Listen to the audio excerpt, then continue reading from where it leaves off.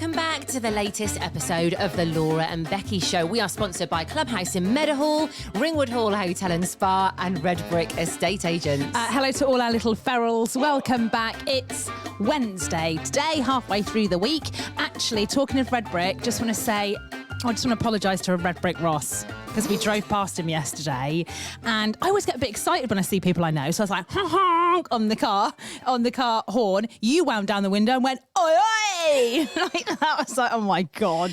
I don't know what happened to me yesterday, but I also get a bit excited when I see somebody unexpectedly, especially when you're driving past them. Yeah. And I turned into some sort of white van man yesterday. I know. All right, sweetheart.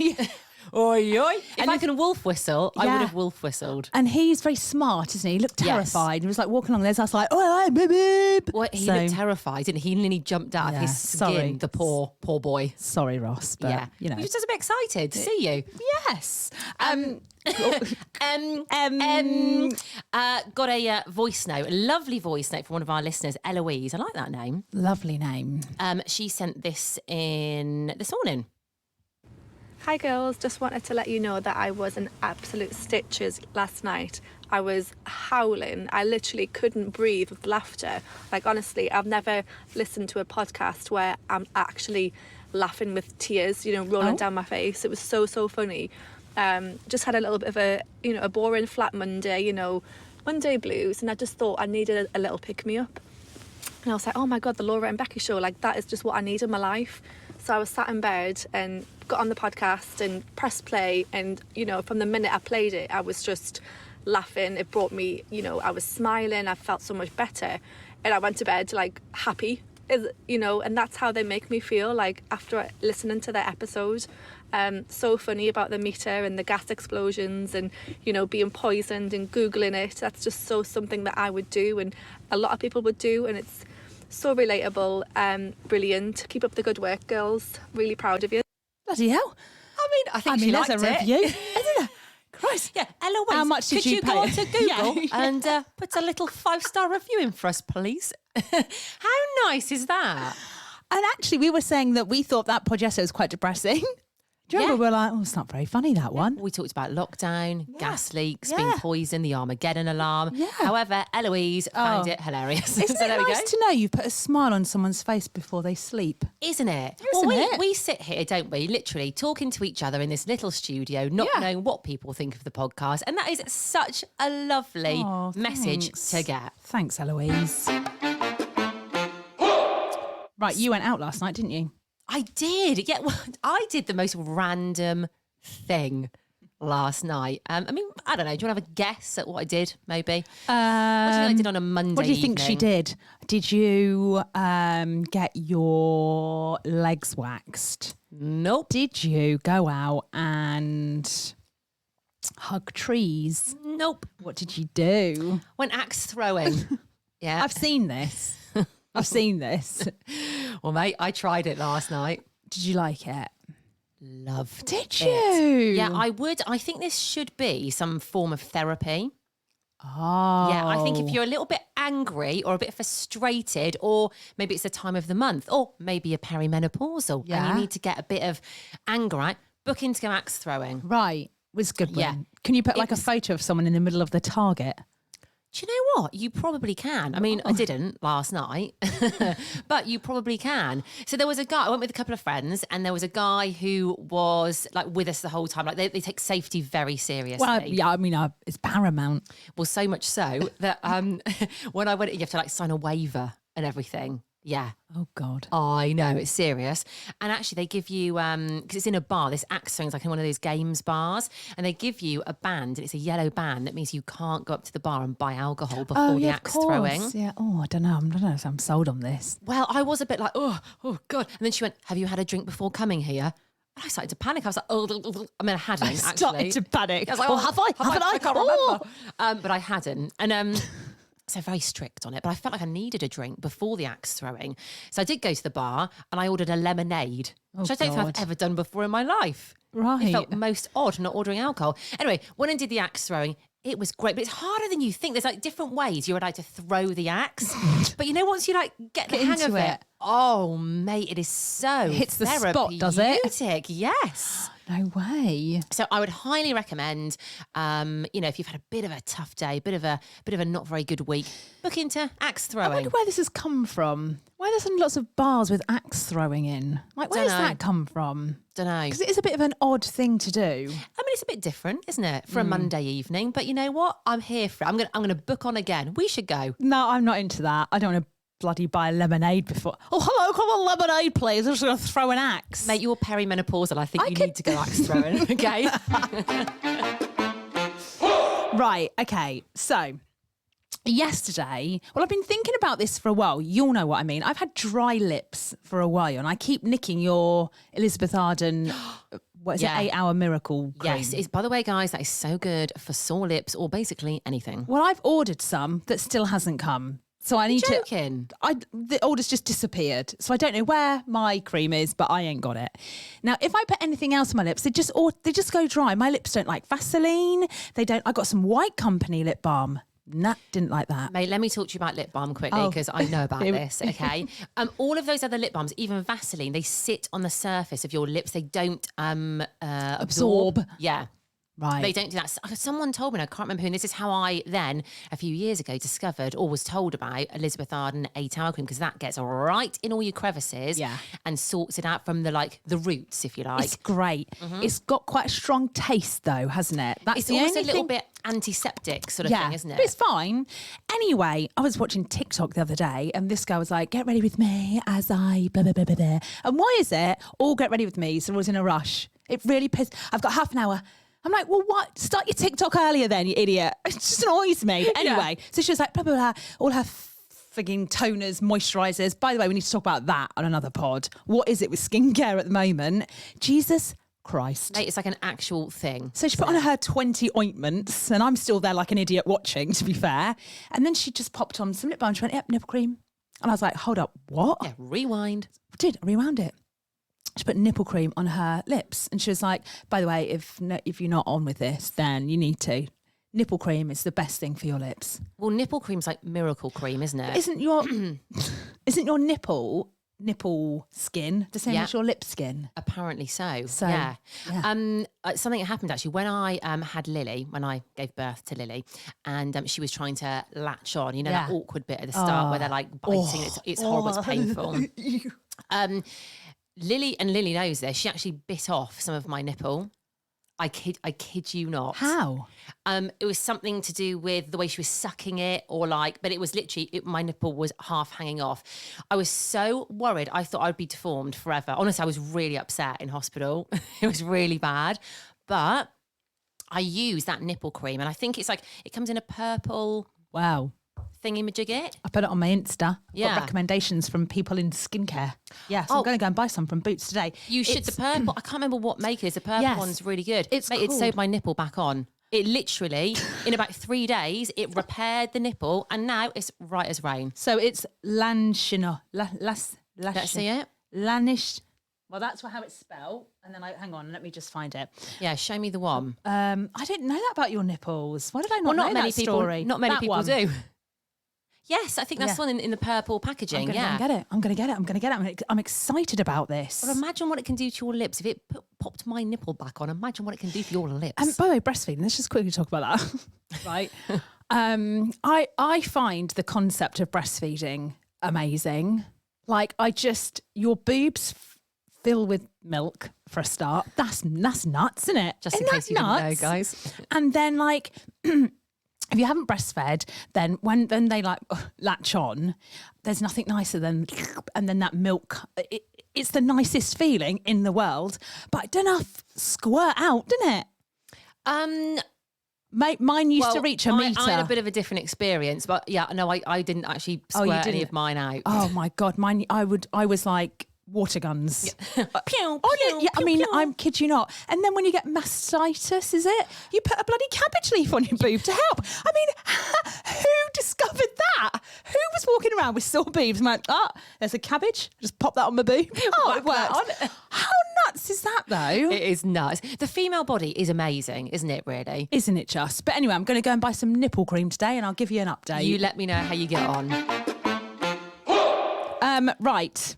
I want to give you a really quick update. I need to know this because I thought of you this morning because it was frosty and I thought she's put her bloody eating on. I bet you. I haven't. Well done. I haven't. Since I phoned British Gas yesterday and got my enormous bill, my thermostat's in a drawer for a start, so I can't, I need to put a padlock on there, but I'm not touching it. And I've been really good. So for a day and a half, I've been really, really good and not put my heating Look how on. serious you are. Yeah. I've been doing this for months, mate. This is a whole new thing for me. Honestly, I'm really good with like not having lights on and being good with like not having the electric. Yeah, but heating is a struggle for me. It's a struggle. You get cold, don't you? Mate. Although yesterday, what I do like is that in our friendship, you definitely have the authority in temperature and I let you go with it. Oh, mate, 100%, right? Because I'll give you an example yesterday. Now, there's a bit of etiquette when you're in someone else's car, right? Like, she knows what I'm going to say. They're usually in charge of the radio. Yeah, the buttons, not just driving, but also like radio, heating, that kind of stuff, yeah? I would almost go as far as saying it's quite rude if you're a passenger in a car and you don't even ask. You just change the heating settings. Don't give a shit. At one point yesterday, you turned the heating off, put the cold on, then you wound your fucking window down. And I was like, you're all right, mate. Don't you worry about my temperature. You crack on. Honestly. Do you know what? I actually thought in your car we both had separate temperatures. Well, no, I was just turning mine down. No, the whole lot. At one point I was blasted with the cold air. I was like, all right, okay. Yeah, there we go. There we go. Mate, I'm bad with temperature. Well, I tell you why. Because you had your coat on. I didn't. Yes. I was driving. I was like, I'm not going to fucking say anything. Take your bloody coat off and you're cold. Don't open the goddamn window.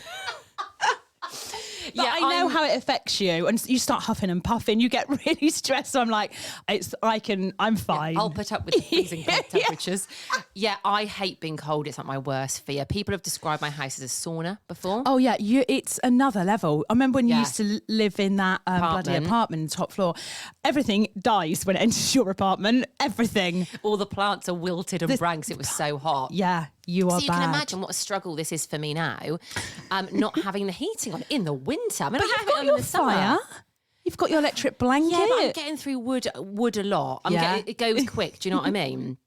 So what's happening now is because the only warm place is my bed with the electric blanket, I'm in bed all day. Me too. And all night. Yeah. That's the only place I reside. I do my work in bed. I eat my dinner in bed. Yeah, the other day I was like, have you seen that Spence Matthew thing? You're like, no, because I've got Disney Plus downstairs and I ain't going downstairs. I was like, oh, Jesus. Yeah, it's a struggle getting out of bed in the mornings because I know that once I get out of that little warm cocoon, it's going to be freezing. Cold is good. It makes me a bit grumpy. Well done. You're doing really well. I'm proud of you. Right. What's going on in the world? Oh, this funny. Is funny. Now, Gwyneth Paltrow has gone onto another podcast, and it's all over TikTok because what she says is actually quite astounding.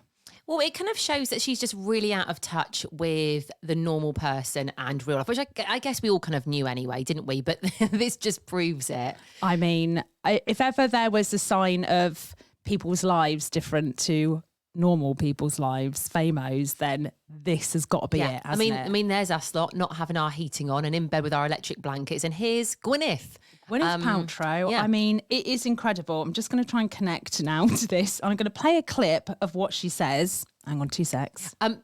You go. The funny thing was, you mentioned this to me this morning when we came into the pod. I'd actually sent you a TikTok on this last night that you hadn't seen, and it made me die. Yeah, it is. It's quite incredible. I'm going to try and play it now. I've got it. Okay, right. Let's go on to my TikTok. Here we go. So, which is so on brand for both of us. We pod and IV at the same time. I'm really embarrassing myself right here. People want to ask about IVs. I love an IV. I'm an early IV adopter. Glutathione. Okay, first of all, I'm an early IV adopter. What does that mean? What does that mean? What's that other word she just said afterwards? Glutathione. What's Here that? we go. I don't know, mate. Love to have an IV, kind of a random, more fringy one, phosphatidylcholine. That's my favorite IV when I can find. You got any phosphatidylcholine? She's not speaking English though, is she? Phosphatidylcholine. What? That's her favourite IV when she can find them. What? What?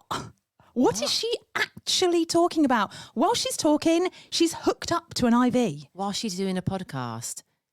What? I know. Find them. They're quite hard to find. Yeah. And those make me feel so good. But this today, just because I was flying, I have just a bag of good old-fashioned vitamins. As we're I mean, She's not living on this planet. I don't is quite she? know what to say. No.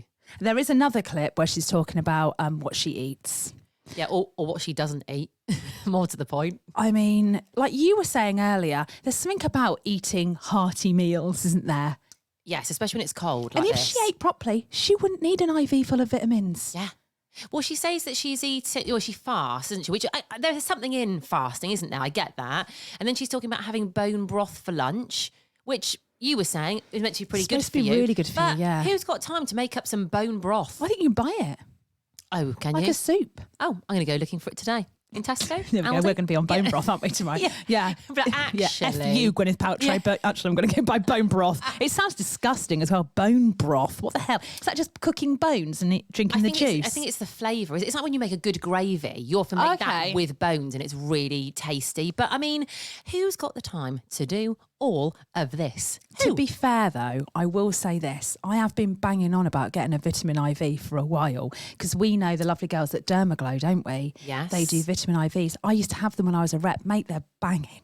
I've never had one before. Oh, my God.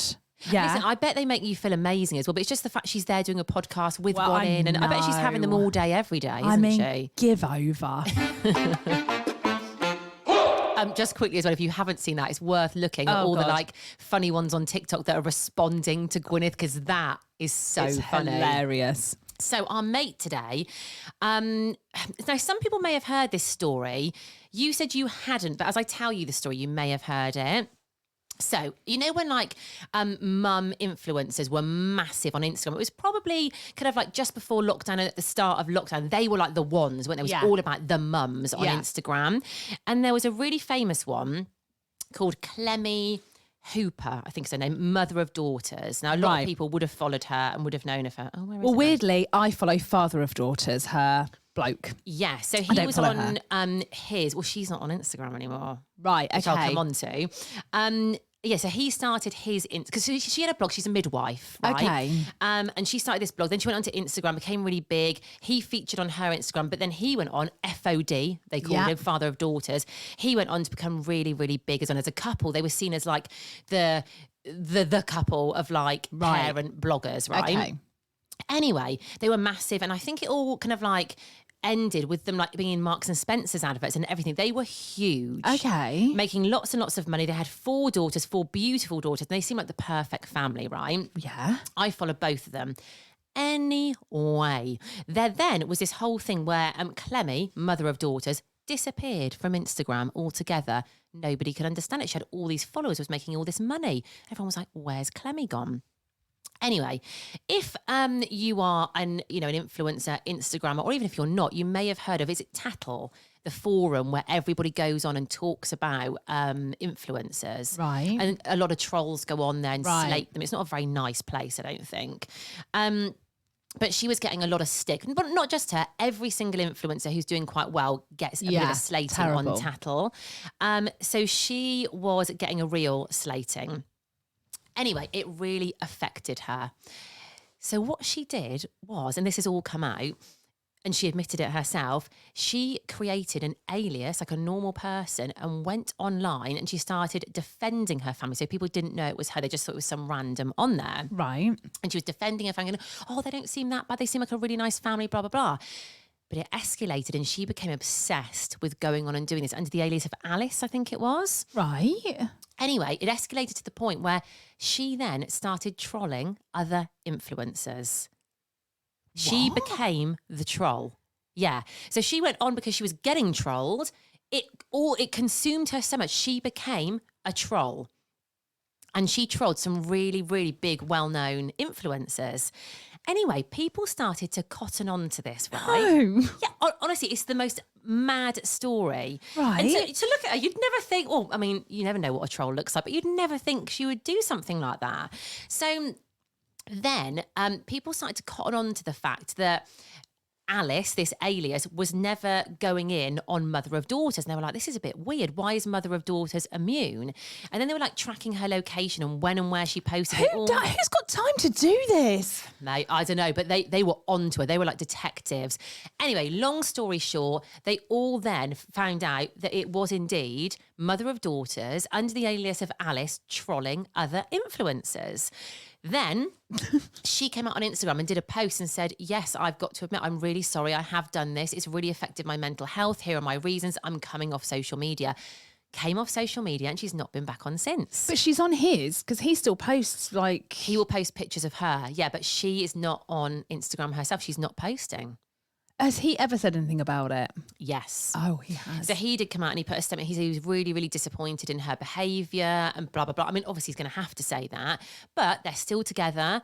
They're still, in a loving relationship by the looks of things. But obviously he's lost a lot of followers. I think he was over 1 million. He's now on like 800,000. She had millions of followers and obviously her account's completely gone. Crikey. But it's been in the news this week and this is the reason I talk about it because she is a midwife in real life. And there's something that's happened as well where she's had some sort of caution put on her in her midwife job this week. It's all gone through the courts and everything. Crikey. Yeah, so if you haven't read the story, it's actually on the Mail Online today. But isn't it interesting that, as in, it's just thinking about the social world media. you get sucked into, isn't it? And you just... You become detached from like your real life and you get sucked into this online forum talking about Instagrammers and what people think of you. And it must have consumed her completely. Well, I follow Part-Time Working Mummy. She's very similar. And she does many good things. She talks about her trolls a lot. So what she does is she finds her trolls and she rings their workplace. And usually these trolls are professional women that have children, have proper jobs. They're not, or they're the women in the playground whose kids go to her school. But I think tide's turning a little bit because a lot of these influencers I've noticed now properly, because before it was like, ignore them, don't give them anything and they'll disappear. But now it's the opposite. They will literally out them. They'll put their names on their Instagram. And then what they do is they message going, oh, I'm really sorry. Please, I don't know what I was thinking. Please don't ring my work. And it's like, you can't troll someone and bully them for years. Yeah. And then when you get found out, be like, oh, yeah, sorry. Didn't mean to do that. That's the thing as well. Like talking about trolls, I think we always assume they're like, people sat there like on their keyboards. They live alone. They don't leave their house. But like you say, they're normal people. Like people you'll probably be friends with or know. And it's actually quite a scary thing, isn't it? That it can turn you into that person. Yeah. It's a scary world out there, social media, isn't it? But be careful. Yeah. Be careful out but there, also guys. as well, do you know what? I think there's something in that. Like if you're feeling a little bit rubbish and you're looking on social media, people's lives aren't as good as they're showing. No. They're just not. They're not at all. But what kind of person would you have to be like, go on and be like, and then go to tittle tattle or whatever it was and slag people like, exactly. Oh, God. Yeah, guys, think about what you're writing before you write it. Because once you've done it, it's out there. You can't take it back. Yeah, I mean, on my TikTok, I've yet to be trolled. I mean, one woman had a go at me yesterday because I've not put a link on the shorts. This is the start. And I messaged, I was like, oh, wait, I'm really sorry. I'm new to this. That's what I put. I'm really sorry, I'm new to this, Beverly. The link to the shorts will be on in the next few days. That's what I put. She had a picture of her dog on, a little Labrador. I was like, oh, God, Beverly's angry. Mate, this is like a full-time job for you, isn't it? Replying to your comments. It's time consuming. It's time consuming. But Beverly, she will get back to you. I'll put the link on soon, Beverly.